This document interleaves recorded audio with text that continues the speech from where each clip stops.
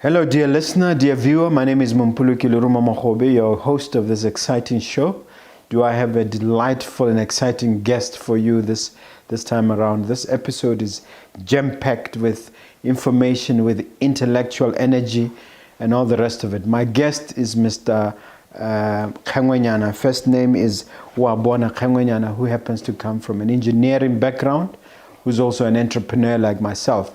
I do my best to bring impactful, exciting content, and this time I have an entrepreneurial engineer. Mr. Kangwenyana, welcome to the studio. No, thank you very much. It's a pleasure to be here, sir. If I was to ask you to give your elevator speech, so to say, as to who you are, what in a nutshell would you tell me? No, thanks very much, Ramakhobe.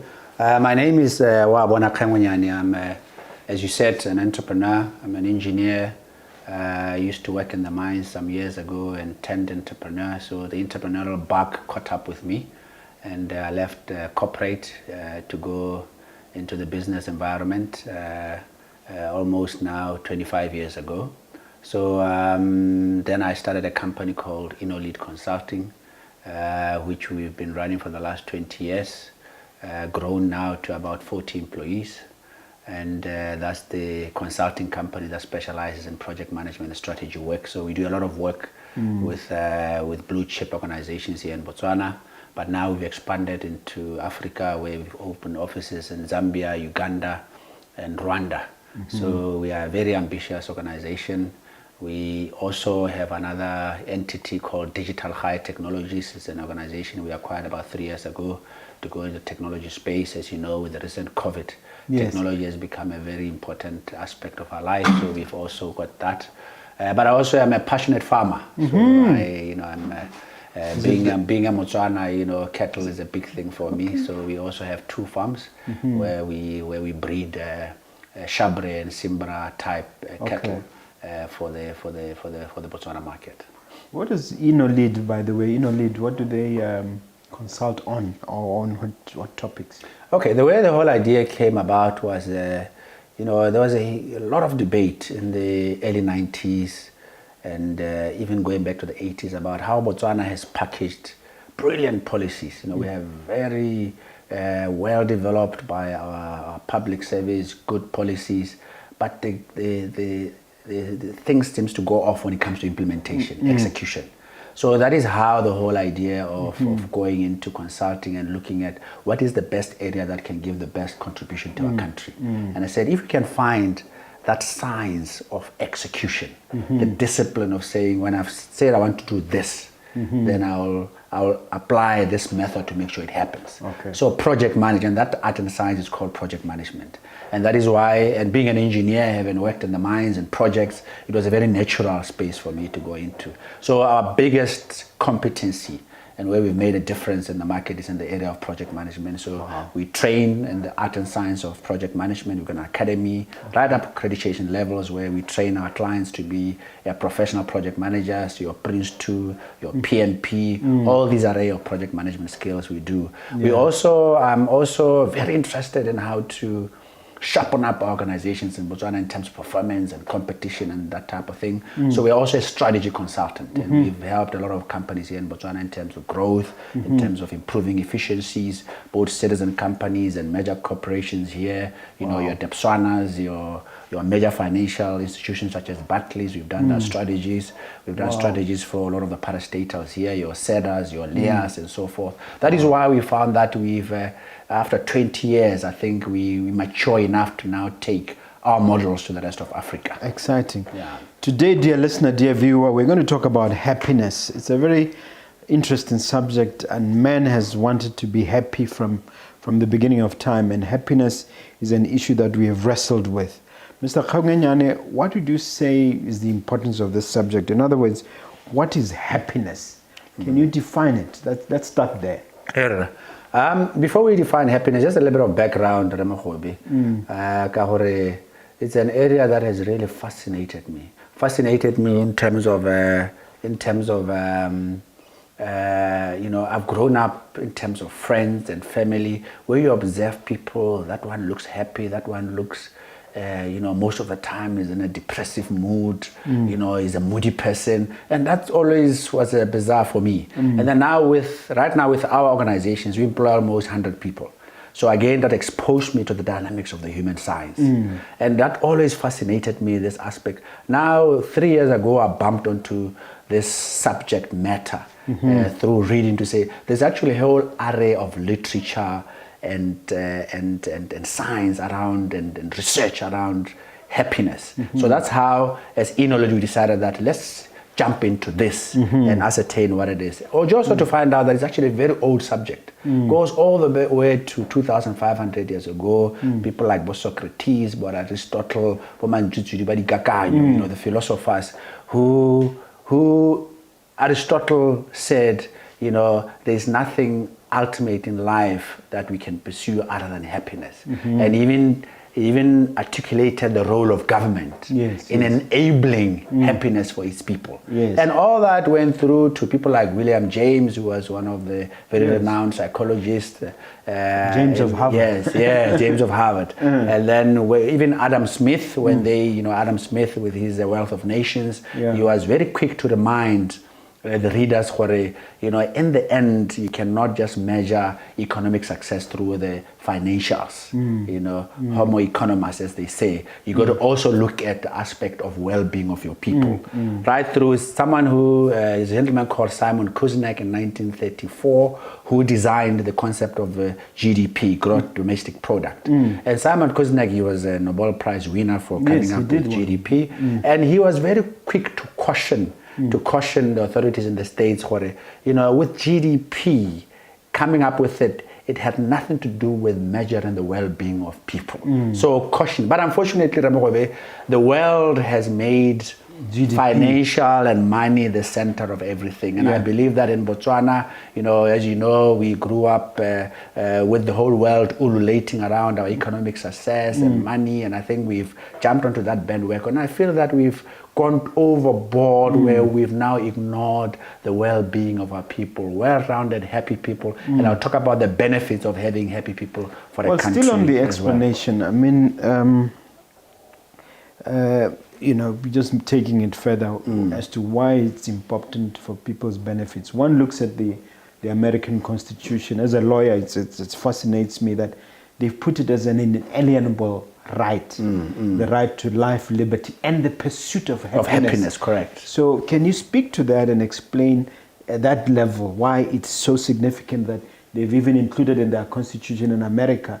I noticed that we haven't explicitly included it in ours. Yeah. And that's exactly what concerns me, that it doesn't seem to be an aspect or a subject that seems to trouble our authorities, our politicians, our leadership, to look at the broader happiness of a person. And in a minute, I'll define what I mean in terms of happiness. But like you said, in the American Constitution, it was instituted by those founders, both Thomas Jefferson, right from both John Locke, who are renowned for assisting with who've been the reference point for the American Constitution. But that, for me, that's how the US in the end became the superpower it is, because the pursuit of happiness has built a culture, as I'll talk about much later. When people are happy, they are more creative, they are more innovative, they are freer, and we found that society in the States that's grown the United States to be the top economy in the world. Was it an oversight on the part of our founding fathers? Yes. It's a good point. I mean, they were very well-meaning in terms of obviously ingraining the principles of democracy in the country and leveraging issues of freedom. So some of them were actually captured as aspects of happiness in our culture. But deliberate pursuit of happiness, in my view, I think it was an oversight. And it's not an oversight just for Botswana, just to add, because what also troubles me is currently the whole world is actually realizing what money does not give you happiness. So if you talk about countries like United Arab Emirates, they have ingrained, they've ingrained happiness as part of the foundation of the country with very, with the benefits are quite amazing. Germany, we talk about the Minister of Happiness, they've got a Minister of Happiness. And because they have now, in education, now... Have they inculcated it in the culture? Oh, yes. Yes. They are busy. They are right at the infant stages of building it in. So I think countries now are realizing that, with money, we are not getting there. We still have high depression and mental health issues. Our countries seem to be rich, but not rich in terms of totality of the well-being of a person. So that is where, and that is why, where we are in development in Botswana, I believe that we should not wait to go to the certain extent where we realize too late that we have lost the plot. We can do it now. We can now reboot and say, let's build well-being. And Ramokhobe, this country is such a wonderful country. I think we have an opportunity to be leaders and example to the rest of Africa, so that when we enter the developed world with our aspirations of 2036, when we say we'll be a high income status country, it shouldn't just be high income status in terms of monetary. We should have happy people that are making the difference, where we are becoming an attraction to the world in terms of the quality of our lives. When you look at our vision 2036, does it seem to speak to that? Yeah, that's a big concern of mine. I've obviously, being a strategist, I've gone through the document. I have tried to talk to the authorities around it, that it will take us, even if it succeeds in taking us to the economic vision of prosperity. And which, a good example is, even I talked about the USA, but there is also, it's not all goodies, because the United States have achieved high economic status, but since the 50s, the rate of depression in the United States have risen 10 times. Not only depression, but depression and use of drugs and mental health. They've even come down in terms of age. Prozac, everywhere. It's everywhere. So it's because you reach that economic threshold. They even have an estimate by the scientists for in terms of individuals. When you reach an annual income of about $75,000 a year, any additional money does not mean anything to your income. It doesn't mean it has very little effect, even with GDP. With GDP, countries like European countries in the EU, they did some studies around happiness of the EU, and they found that actually the level of economy has grown so many times in the past 30 years, but the impact on happiness and well-being has actually not moved at all. So that's really where... Let's bring it home. Let's bring it to Botswana, which is our third point here. How has this country, how has Botswana fared globally? How does it compare to the rest of the world? This is where unfortunately the bad news starts. It's a very concerning development, Ramokhobe, where we are... let me first start with the model. The model that's been used globally with regard to happiness, we talked about the United States, but in 2012, the United Nations also decided that they should start moving away from using GDP and money as defining progress in the world. They should now start accommodating well-being and happiness of people globally. So they then designed what they call the United Nations World Happiness Report. That is published, the United Nations.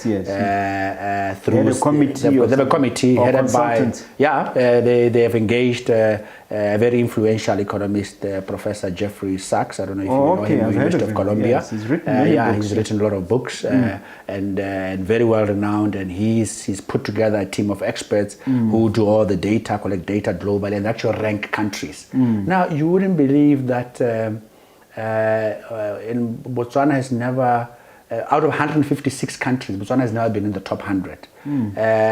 Secondly, Botswana but we're not at the bottom, I hope. No, I'm getting there. Okay. I'm getting there. So out of 156 countries, I think in the last 7 years, you wouldn't believe that we are on the wrong quartile and we've been declining in terms of level of happiness, to the extent that now in the last 2 years, even the latest report I was recently on radio discussing that specific report, which has now put us in the top 10 unhappiest countries in the world. Now, if that is not I'm struggling not to shed a tear. No, absolutely. And that's really what boggles my mind, because there doesn't seem to be a shake-up. And Remokobe, if you walk, I mean, I'm a farmer. I walk across this country. I go to the central Kalahari, where some of our farming areas are. You see the level of inequality. You see some people who are still in the doldrums of poverty in Botswana. I know that we, by GDP per capita, we're obviously one of the tops in Africa, but we might be aware that in terms of Gini coefficient, we're also one of the most unequal societies in the world. Explain Gini coefficient. Don't assume my listener. I know all those fancy things. Absolutely. Yeah. The Gini coefficient is a measure of, people talk about the difference between,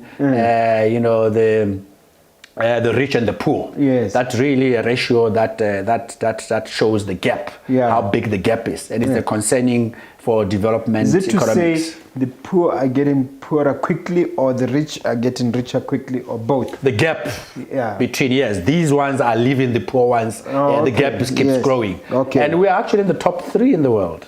This is very, very concerning. And like I said, if you don't in terms of income inequality. In terms of income inequality.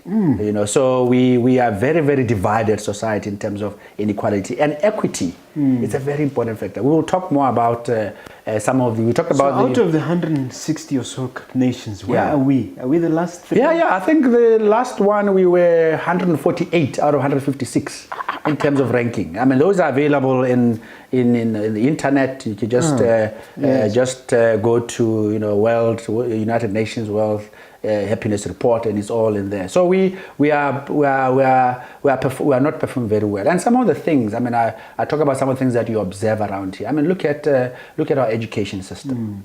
It's not just depressing to the students. It's also depressing to the parents. Where you have the majority of kids. I mean, where I come from in Borolong, you can't believe, senior secondary school with a pass rate of 14%. 14%.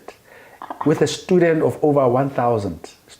Number of over... I mean, this is what's happening here in terms of education. And it doesn't seem to be... we talk about emergency, state of emergency. For me, that's something that we should be stopping and saying, this needs total overhaul. Put our best brains together, a commission of inquiry, and saying, because education, that's our future. It's not just a fire, it's a raging inferno. Absolutely. In terms of what's happening. Yes, we should really be all engaged. Absolutely. So these are things that for me, they give us the indications that we are not a very healthy, well-being based type of society. I always want to go on the positive. It's very, very depressing. A lot of gloom and doom.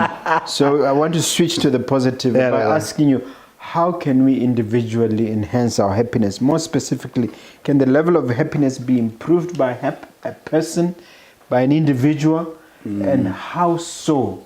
I want you to look at it at a personal level and then extend it at the national level. Okay. I always want to switch quickly to the positive. No, absolutely. No, we need to do that. We need to drum up the problem so that we can hopefully capture the audience. Yes, and then bring solutions. Because in the end, we got to solve world problems. Yes. So in terms, first maybe let me go to the technicalities of what is happiness, because people sometimes mistake happiness as the pleasures of life. In positive psychology, they call it positive emotions. The where you feel loved, where you feel comfort, ecstasy. Some pleasure. Of them, almost pleasure. Like orgasmic experience. Absolutely. If I can put it that way. Absolutely.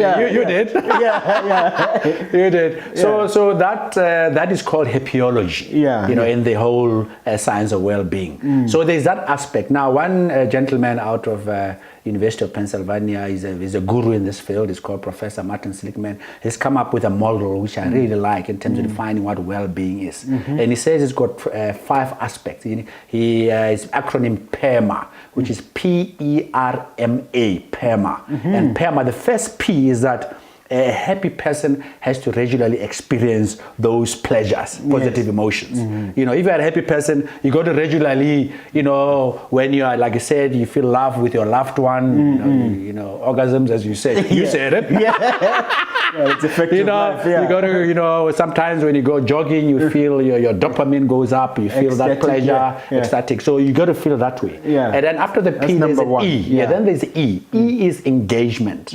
If you are a person, you got to feel on everyday purposes that you are engaged in something, some vocation. So engagement here, it works very well if you are engaged in a vocation that aligns to your strengths. And usually they say when your strengths fit with the challenge, you get into what they call flow, where you are in with the time and you don't feel time and you're really lost and you get it. I mean, like, you know. You can do it for free. Absolutely. I mean, you talk about when I used to work in the mines. One of the things that I found out when I was working in the mines, one time I was engaged with some consultants. We were doing some work in the mines, and I was one of those who were made to work with them. And I facilitated a workshop for the first time. You know, people are accusing me of making noise. The delegates were fascinated because one of my strengths is facilitating workshops. And I said, geez, this is nice. I didn't feel time. That's great. Those are the things that that's engagement. That's the E. Engagement, yeah. And then there's the R. We are social human beings. R is relationships. Everybody needs you know, love relationship. You need friends. You need family. The people that invest in those aspects tend to have a very happy life. I mean, if you study people who have very long expectancy in the world, you know, who are 90-something, even 100-something. They've done studies in villages in Italy, also in South California, longevity. They found, and they discussed what really made them to live so. And they said it's family and friends and the social support. So relationships is very, very important. That's the R. And then the next one is the M, which is meaning. Everybody needs to have a sense of purpose in life. You know, we talked earlier about, as Innolead, our purpose is to help institutions and government implement projects to make a better living for the people. That's what makes me wake up at night. Because you're in the morning. Driven. I'm purpose driven. That's what my staff, they're going to make sure that we know that it's bigger than the paycheck. So you have to have something in life that's bigger than yourself. That's the purpose. That's meaning. The last one is it's A, PERMA. It's A, which is achievement, mastery, where you got to have something that you master in life. Tangible, so that's PERMA, tangible achievement is in tangible results. Tangible results that people like to succeed. You got to feel that you are succeeding in life. Otherwise, so that's the like you see, it's a broad definition to the extent that that PERMA model, Professor Silkman has taken it to so many countries. It's built into curriculum in some schools, and with amazing results in terms of kids trained on PERMA at 10, 12 years old. Remember now they're looking at their strengths. They're focusing on their strengths. They do things like gratitude and acts of kindness. Even the drugs abuse, all those acts of bullying, bullying comes good. down. So these are things that I'm very jealous because they're even built in the UK schools, in schools in South America, because they are now. So you want to see them in our curriculum? Oh man. Yeah, and part of this effort is to get get decision makers to look at this, to come on board, because I think if we do this, the other thing is the economists will benefit because. So I would urge my listeners who needs to hear this, think who needs to hear this and make sure you share this content with the right people. Absolutely. Just an interjection. They carry on there. Yes. But I just wanted to define, just using one model. There are obviously a lot of models that are used by experts. The broader question was, can the level of happiness be improved for a person and a nation? Now I'm getting to that. Absolutely. Yes. Now coming to a person. Now remember we've got PERMA. So improvement means you can look at those specific areas. But I'll just maybe just one point which is very important in terms of improvement, because some people feel that maybe they cannot do anything about someone who's depressive, who's moody, and you get jealous because someone seems to be always happy. Have you seen those people who are always smiling, always bubbling? You're like, doesn't matter what the heck? Why can't I be like that? Now, the scientists out of the University of Minnesota have done a research where they found that there's actually a genetic component to happiness. There's a happiness set point for people, and they said it's 50% level across all people. on average. And they say 50% is genetic, and they've done studies on fraternal twins who were separated at birth and ascertained and found that they're actually a gene component to happiness. Yeah, you've seen those people who have personalities that are happy. You met them back at school. I have a friend, you tell him someone has died, he laughingly says, we find him there. You know, he doesn't have it. And then those people, even when they are 60, they still behave same when they are 70. They never change. Always jovial. And you find that they actually can trace it back into their genealogy, whether their grandfather they took from them. So there's a gene component. Yeah. And then there's a circumstances component, which says 10%. Okay? 10 circumstances like if you are married, if you decide to go and live in Canada, because circumstances, whether you have you are a healthy person, that's the 10%. The 40% that's left, they said that's up to your own personal interventions. In other words, you can influence your own happiness. And this comes to, we're talking about solutions. What can you do to improve your life? And I'm encouraging the listeners to say it is possible out of research and out of a lot of what they call longitudinal studies where they made students across in Vancouver to do acts of kindness. And after many weeks, they found that those who were happier, it actually impacted on their performance, academic performance, because of just doing acts of kindness.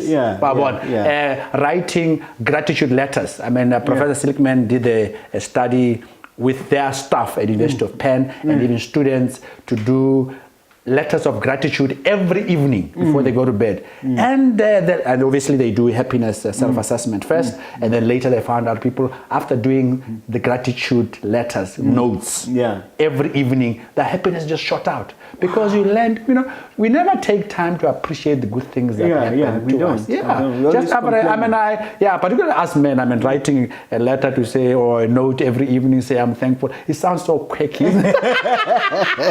But I tried it. But it does wonders. It's a big difference. Yes. Very big difference. There's impact. You sleep well. Let's say, look, I've achieved so much, even at work. What you do at work now is that, and this is something I picked also from the coach program, the Canadian Strategic Coach Program I told you about. You talked to me that we have enrolled as Innolead in it. You know, before every meeting, we start by saying what good thing has happened either personally or in business in the last couple of days. So and that spirit and that comment actually influences the tone of the meeting. Just that positive thing. You know, positivity is infectious. So so everybody starts becoming positive in the meeting. And the energy levels go up. So gratitude letters, obviously spirituality as well helps a lot. It has been proved through a lot of research that people who are spiritual, they tend to. You're not talking about churchgoers. It's religious people. Religious is more the formal ritual aspects. Remember that people who are spiritual, who believe whatever God they believe in, and they believe in a transcendental being. Yes, beings. There's something bigger out there. Those people tend to withstand trauma better. They seem to have lower levels of divorce. They are likely to be very kind and gratitude. You know, I love it. For instance, that if you go to church sometimes, after church they go to Princess Marina to pray for the sick. All those things are very good for the soul, and they tend to live longer. Absolutely. So spirituality seems to. So those who are not spiritual, if you want to consider it, it actually helps in your level of happiness. So there are other things that all right, let me just also push you to the next point, so we can make a bit of progress. How can Botswana start at a national level? You know, what can we do at a national level? I'm going to be more specific, but I think, because what I'm thinking, I think what I want to do is, I really want us to take our time. I'm going to split this talk into two parts, dear listener.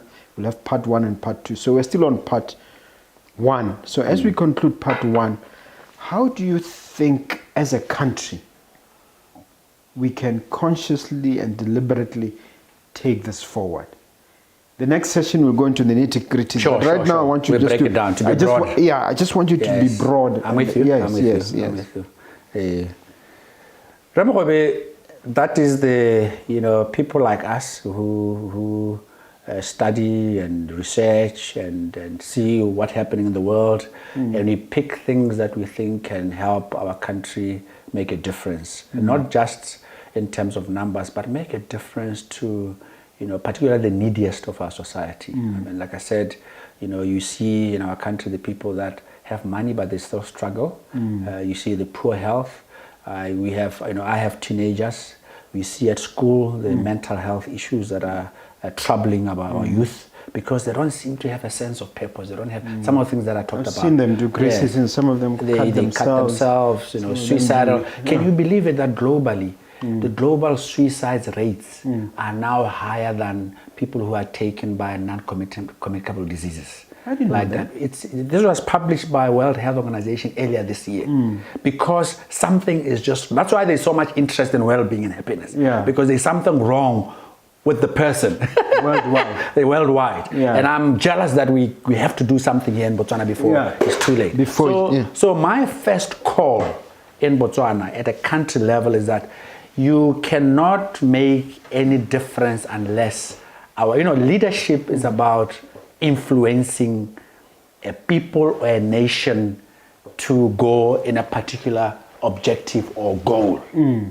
So for me, it goes back to our discussion around Aristotle, the American Constitution. In the end, my belief is that government, and even Aristotle put this very well, he said, a government is there to enable, to make possible. I really love that man, Aristotle, 2,500 years ago. These guys are brilliant. Yes. So that's what now I look to government to make a difference. So without investing, is to create an enabling environment. And lead means you go to plant the seeds for something that will make a difference to the country. Yes. So without, and unfortunately or fortunately, we've got political leadership that we've charged with making that difference. You are following? So in other words, this aspect of well-being needs to be implanted, or we need to invest in political capital where the president and his lieutenants drive this matter, because it has to infuse into our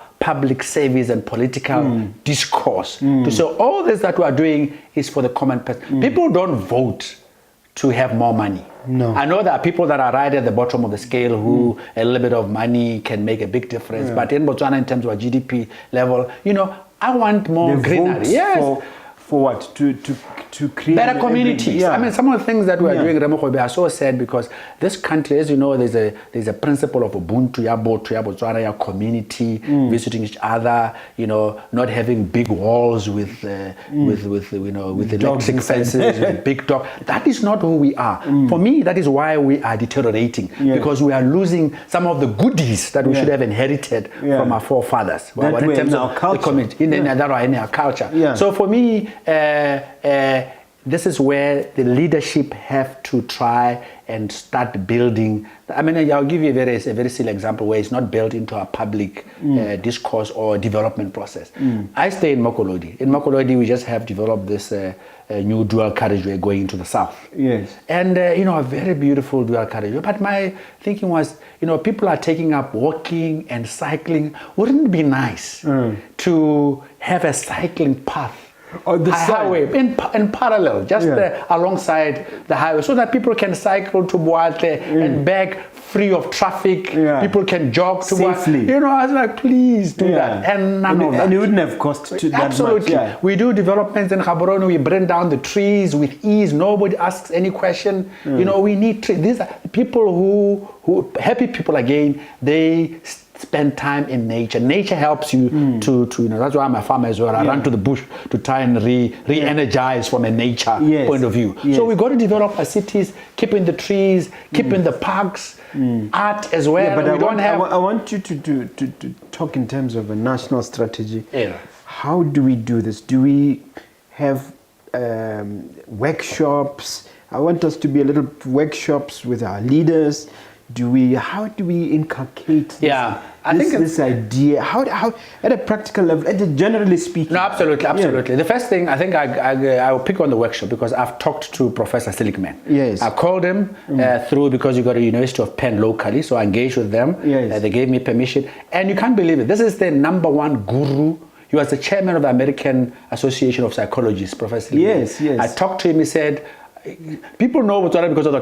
He said the first thing he said is, I've been talking about you've got a beautiful country, da, da, da, da, da, da. And I said, no, I need you now for different things. Yes, I need you to come help me influence authorities to build this. And he said this year he's terribly busy, but he'll make time for Botswana. So what we are trying to do is again go to the authorities and see whether he can, because it helps when you have an expert who now can break down how we can Mr. build. Kangwenyana, wouldn't you just love to have the Botswana cabinet and the Botswana members of parliament in one room, yourself and Professor Seligman, and spend 2 days on a workshop and to see what you can do? Man. Wouldn't that be lovely? You got it. Can you and I work towards achieving that? That would be Okay. 110%. I'm saying to the listener, please help us make this a reality. Yeah. Because I've just thought of it now when you talked about the importance of inculcating this through the leadership. Yes, so that it's trickled down from the top down. Okay. And just to give you an example, Professor Seligman has he's been invited by Sheikh Maktoum of UAE. Yeah. He's spoken to the leadership of the UAE, in a conference. UAE is workshop. relevant because they're in our level. In the Exactly. 60s, they were exactly where we were. Absolutely. Yeah. Now, the rest is history. Yeah. But he's talked to the authorities in Australia. He knows exactly what needs to happen, where you can start. Okay. Because one of the things that I wanted to say is that once they've appreciated that, then it's easy to even have a minister dedicated to happiness. Yeah. Because obviously it's a political decision. Okay. You're with me. Then it's also easy to build into the Ministry of Finance such that we don't premise our reporting on GDP and economics alone. GDP is part of broader well-being. Money is important, but it's not all in money. Okay. There are other parameters as well. Okay. What I would like you to do is to wrap up there. I'm going to give you an opportunity now in the second part to go into greater detail. Okay. I'd like you first to tell the listener where they can reach you if they want to reach you for further discussion, and then to encourage them to subscribe to Mohobe Nuggets of Wisdom. Then we wrap this up, and then of course the next episode we go into the weeds now in terms of happiness and go deeper. Okay. So I encourage you, dear listener, after we wrap up, please listen out for part 2 of this of Mr. Kangwenyana's visit with us. Oh, great pleasure, sir. Thank you so much. As been said, Wabona Kangwenyana from Innolead Consulting.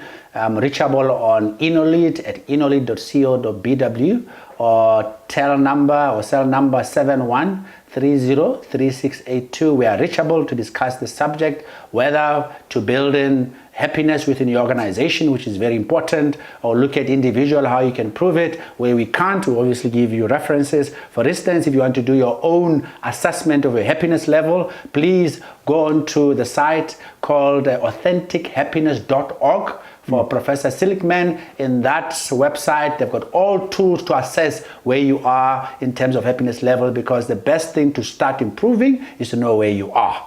So again, congratulations, Ramakhope. Thank you very much. I really had a great time. Yes. And all the best. And please do subscribe to Mohobe Nuggets and all the best. Okay. Thank you very much, dear listener. Please, watch out for the next episode, which will be part 2 with Mr. Kangwenyana. Thank you very much indeed.